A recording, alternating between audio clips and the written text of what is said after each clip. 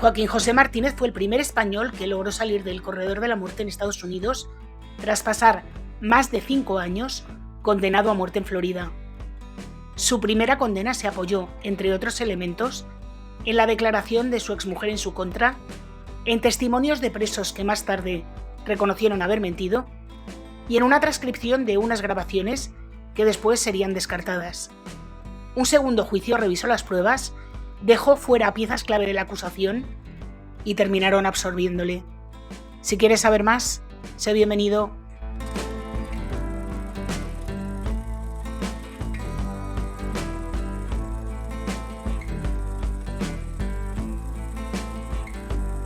Hola a todos, yo soy Julia y hoy os traigo el caso de Joaquín José Martínez, el primer español que logró salir del corredor de la muerte tras haber sido condenado en un juicio, digamos que dudoso. Digo dudoso siendo generosa, ¿eh? Una historia muy dura, con final feliz, que os voy a contar en detalle, empezando por el principio. Joaquín José Martínez nació el 2 de diciembre de 1971 en Guayaquil, en Ecuador. Era hijo de Joaquín Martínez Sánchez y de Sara Pérez Escobar. Su historia comenzó lejos de España y lejos también de Estados Unidos, aunque ambos países marcarían de forma decisiva su vida. Cuando tenía 5 años, sus padres tomaron la decisión de abandonar Ecuador y trasladarse a España. El viaje no fue solo un cambio de residencia, sino el inicio de una etapa completamente diferente. En España conoció a sus abuelos Juan y Luisa y al resto de la familia paterna. Aquellos primeros años transcurrieron entre la adaptación a su nuevo entorno y la construcción de un arraigo familiar que pronto volvería a ponerse a prueba. La estabilidad duró poco porque la familia volvió a hacer las maletas, esta vez rumbo a Nueva York. En Estados Unidos sus padres centraron todos sus esfuerzos en asegurarle una educación sólida y un futuro con más oportunidades. Su padre se dedicó a las finanzas, trabajó en el Banco Atlántico en Wall Street y con el paso de los años ambos levantaron un negocio de bisutería. Esta empresa mejoró su situación económica y consolidó una etapa de crecimiento y aparente estabilidad. Martínez recuerda posteriormente esta época como la de un niño que no sufrió carencias afectivas, que creció acompañado, protegido y con la sensación de que el esfuerzo tenía su recompensa. Esa sensación se mantuvo hasta 1989, cuando la familia decidió cerrar el negocio y trasladarse a Florida para estar más cerca de la rama materna de la familia que vivía allí. Joaquín José continuó sus estudios en Miami. A los 19 años decidió casarse y poco después nació su primera hija, Jordi Ashley, y con la intención de iniciar una nueva etapa en su vida se trasladó a Tampa junto a su familia para emprender un negocio junto a su hermano Ronnie.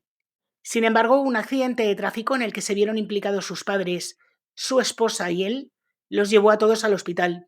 Su mujer, embarazada de 8 meses, permaneció varias horas en coma. La incertidumbre marcó aquellos días. Finalmente la familia logró recuperarse y un mes después nació su segunda hija, Catherine Monique.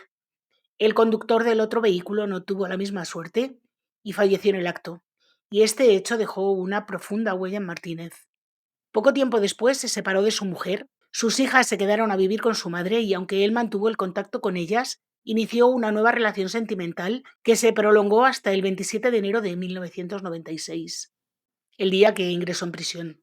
Aquel día fue a casa de su exmujer a recoger a las niñas, después de haber puesto excusas que eran realmente mentira para no llevarlas con él el fin de semana. Había decidido pasar unos días con su nueva pareja y le dijo a su mujer que tenía que trabajar. La mujer estaba enfadadísima y le preguntó, mientras iba a recoger a las niñas, si había oído hablar de un crimen que se había producido durante esos días en la zona de Tampa, un crimen del que todo el mundo hablaba. Él le dijo a su mujer que sí, que había oído hablar de él, claro, como todo el mundo, y entonces su mujer le preguntó que qué tenía él que ver en el asunto, y él le dijo que absolutamente nada. Además, al parecer, se lo dijo varias veces. Tras despedirse de su mujer, subió al coche y apenas había avanzado unos metros cuando, al girar la esquina, 4 vehículos policiales le cerraron el paso, 2 por delante y 2 por detrás, y desde el aire 2 helicópteros sobrevolaban la zona, y mientras decenas de agentes le estaban apuntando. Le obligaron a salir del coche y le arrestaron en el acto. Le acusaban del asesinato de una pareja, un crimen que había generado una fuerte conmoción en la localidad. El crimen del que su mujer le hablaba cuando se estaban despidiendo. El crimen del que se le acusaba era el de Douglas Lawson y su novia Sherry McCoy. A Lawson le habían pegado 4 tiros y a la chica le habían dado 21 puñaladas.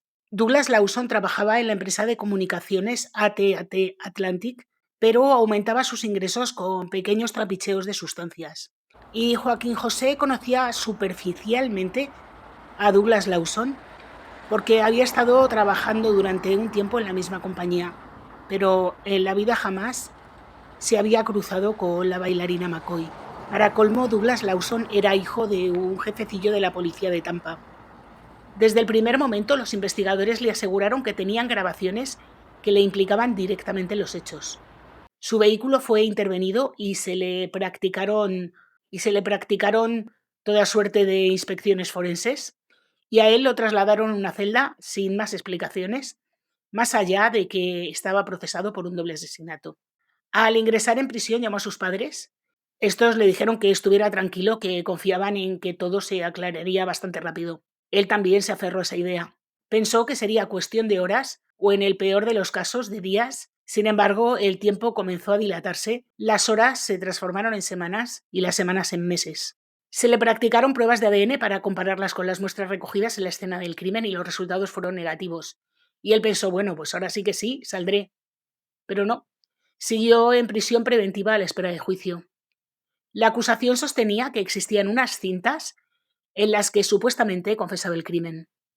Las grabaciones no se escuchaban con claridad y fueron remitidas al FBI para mejorar su calidad.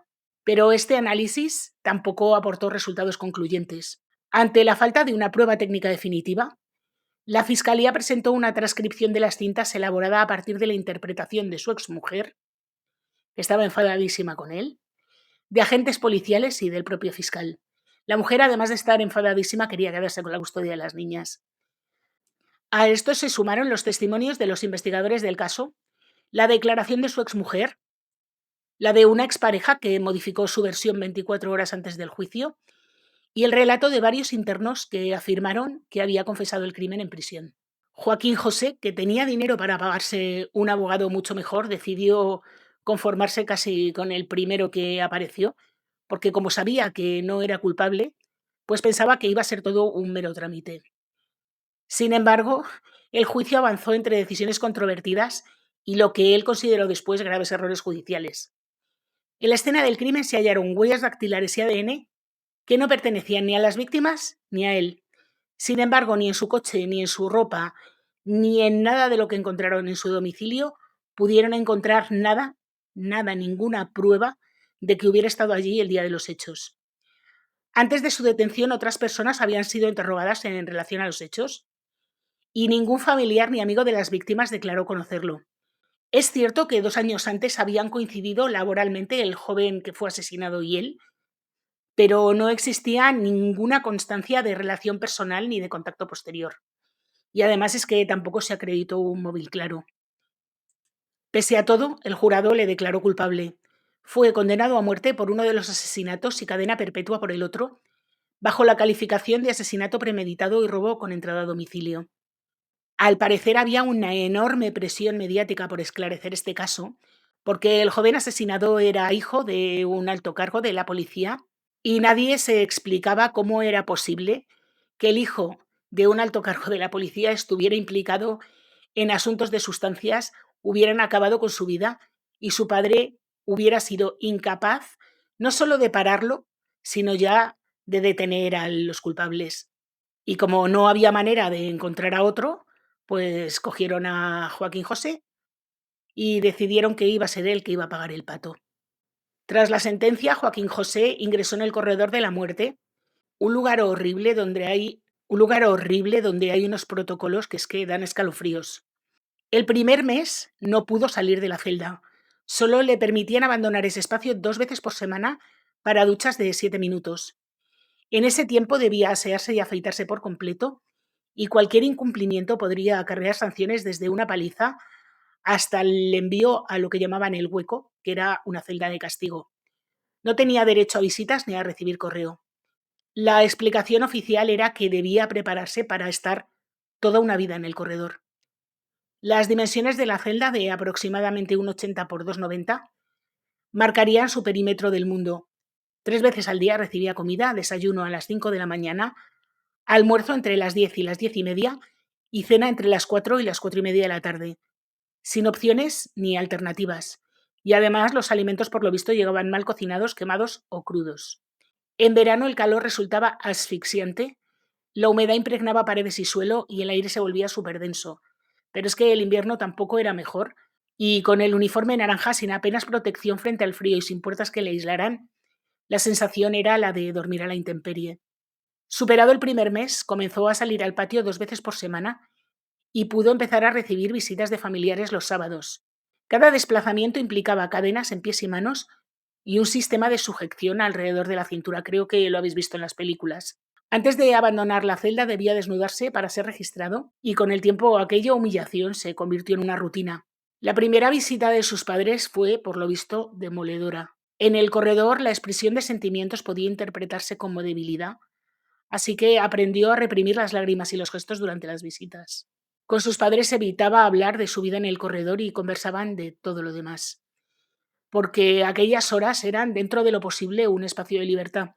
Cuando salió del corredor contó que allí vivió junto a otros 12 presos, de los cuales 11 fueron ejecutados, uno murió y solo él salió libre. Este preso que murió era un hombre de una minoría étnica que no sabía leer ni escribir y que fue acusado de haber abusado de una niña de 9 años. Él gritaba todas las noches que era inocente y que le hicieran una prueba de ADN, una prueba que le negaron reiteradas veces. Y además, como molestaba, le pegaban unas palizas tremendas. Tras una de esas palizas, el hombre no volvió, y Joaquín José pensó siempre que habían acabado con él. Sin embargo, 1 año y medio después, durante una visita a la enfermería, allí encontró a este reo, tumbado en una camilla, atado a los laterales de la misma, muy, muy, muy desmejorado, había perdido muchísimo peso, estaba completamente demacrado. Y cuando preguntó que qué le pasaba, que por qué estaba en la enfermería desde hacía tanto, le contestaron que es que el hombre sufría cáncer y que para qué le iban a tratar si total estaba condenado a muerte. 1 año y medio después del fallecimiento de este hombre, se supo que en el cuerpo de la víctima habían encontrado restos biológicos, le hicieron la prueba de ADN y tras compararla con la de este reo, resultó que no coincidía. Y es más, coincidía con la de otro preso que estaba en otra cárcel por un delito similar y que además confesó el crimen. ¿Qué os parece? Joaquín José, sin embargo, tuvo bastante más suerte. Sus padres se implicaron desde el primer momento en defenderle y fueron capaces de implicar no solo a toda España, sino también a bastante parte de Europa e incluso al Papa. A las autoridades de Florida, de Estados Unidos y de la prisión empezaron a llegar cartas de organizaciones, partidos políticos, medios de comunicación y ciudadanos desde distintos puntos de España. Primero fueron pocas, luego decenas y finalmente hasta 400 semanales. Además, el Consulado de España en Miami mantenía contacto regular con él para informarle de los avances. Recibía prensa española con periodicidad, lo que le permitía seguir la evolución del movimiento, que iba creciendo bastante rápidamente aquí. Con el paso de los meses concedió entrevistas a periódicos, a revistas y a cadenas de televisión. Recibió la visita de 6 senadores españoles acompañados por el embajador. Tengo que decir que fueron 6 senadores españoles de todos los signos políticos. No sé si eso actualmente sería posible, pero en aquel momento lo fue. Y el apoyo, como os digo, no tardó en trascender fronteras. El Parlamento Europeo abordó el caso, también el Senado italiano, y el Papa Juan Pablo II expresó su atención por la situación. Y mientras tanto, sus padres intensificaban la campaña mediática para recaudar fondos y contratar a un buen abogado. Finalmente, reunieron el dinero necesario para contar con un nuevo equipo jurídico. El abogado Peter Raven asumió el caso y presentó una apelación solicitando un nuevo juicio. Y, con suerte, la Corte Suprema de Florida concedió esa apelación por unanimidad. En el nuevo proceso iban a participar Raven y David Parry, junto a expertos y bajo una intensa atención mediática. Y el segundo juicio marcó un antes y un después, porque no tuvo absolutamente nada que ver con el primero. La dinámica procesal cambió desde el inicio y varias de las piezas clave que habían sustentado la condena anterior quedaron fuera. El tribunal rechazó las declaraciones de su exmujer y de los internos que habían testificado en su contra. Algunos de estos reclusos habían remitido escritos a la Corte Suprema en los que reconocían haber mentido durante el primer proceso a cambio de supuestas promesas de beneficios penitenciarios, que no debieron cumplirse puesto que se arrepintieron. También fueron desestimadas la grabación y la transcripción, que habían tenido un peso determinante en la condena inicial, porque la transcripción, según la defensa, había sido elaborada por el padre de una de las víctimas, el responsable de las pruebas de la oficina del sheriff, como ya os había dicho que era un alto cargo, y por una familiar suya que trabajaba como taquígrafa en el mismo departamento, una familiar del padre de la víctima. Un mes y medio antes del nuevo juicio, la defensa obtuvo la declaración firmada de esta taquígrafa en la que reconocía haber preparado la transcripción. El documento salía a la luz después de que el abogado la confrontara con el original rubricada por ella misma. Sin embargo, esa circunstancia no llegó a debatirse plenamente en la sala, porque falleció semanas después de prestar esa declaración y poco antes del inicio del segundo proceso. Los expertos contratados por la defensa analizaron las cintas y concluyeron que el contenido era inaudible en los términos en los que se había presentado antes en el primer juicio. También sostuvieron que, dadas la distancia y las condiciones físicas del entorno, incluidos árboles que rodeaban la vivienda, donde se supone que se había obtenido la confesión, resultaba improbable que los agentes hubieran podido escuchar con claridad la conversación que ellos mismos aseguraban haber oído. En el primer juicio, esos mismos detectives habían declarado bajo juramento que escucharon una confesión. Nada más comenzar el nuevo proceso, la Fiscalía anunció que ya no solicitaría la pena capital y, en el peor de los casos, la condena sería a cadena perpetua. Además, el cargo de robo fue retirado por la Corte Suprema al considerar que no había indicios de sustracción porque en la vivienda se hallaron dinero, joyas y sustancias sin alterar. La estrategia de la defensa se centró en desmontar las pruebas cuestionadas y en subrayar la ausencia de una evidencia física que vinculara a Joaquín José con el crimen. Tras varios días de vistas, el jurado, sin embargo, emitió su veredicto con rapidez y fue declarado no culpable. La explosión de júbilo en la sala fue... no os lo podéis ni imaginar. Sin embargo, tras el veredicto de no culpabilidad, aún tuvo que pasar una noche más en prisión, porque los trámites administrativos se demoraron más de lo previsto. Para alguien que llevaba 5 años y medio privado de libertad, 24 horas adicionales apenas alteraban la magnitud de lo vivido, pero la espera se le hizo interminable. De regreso al módulo, sus compañeros le felicitaron y algunos incluso lloraron con él. Antes de salir en libertad, recibió la visita del cónsul y le trasladó un mensaje de felicitación de los reyes de España, e intentó calmarle, pero es que estaba tan emocionado que es que no podía dejar de llorar el hombre. La primera noche en libertad la pasó en la residencia del cónsul, compartió con él una cena. Dice que tras años acostumbrado a comer solo y con utensilios de plástico, le costó incluso decidir qué quería cenar. Volver a elegir era también una forma de recuperar la libertad y el control.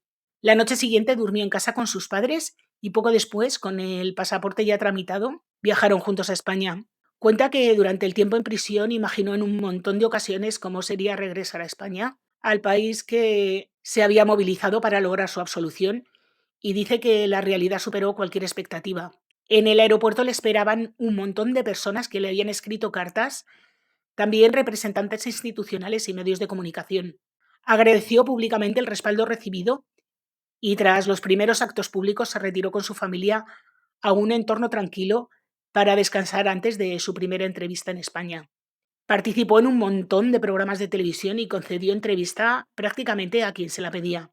Al conocer la magnitud del impacto mediático, comprendió hasta qué punto su caso había trascendido el ámbito judicial para convertirse en una causa colectiva. Explicó, entre otras cosas, que en Estados Unidos nadie le pidió perdón por todo lo que había pasado, pero sí que dice que del fiscal recibió un trato preferente porque normalmente a las personas a las que se les concede un segundo juicio y se les declara no culpables tras haber estado en el corredor de la muerte, si no son de Estados Unidos, se les expulsa del país y no pueden volver a entrar, y en su caso sí puede hacerlo, y visita a sus hijas con frecuencia porque sus hijas mayores siguen viviendo en Estados Unidos. Supongo que los que seguís mis canales desde hace tiempo ya sabéis que yo estoy completamente en contra de la pena capital, que a mí no me parece en absoluto hacer justicia, sino una venganza.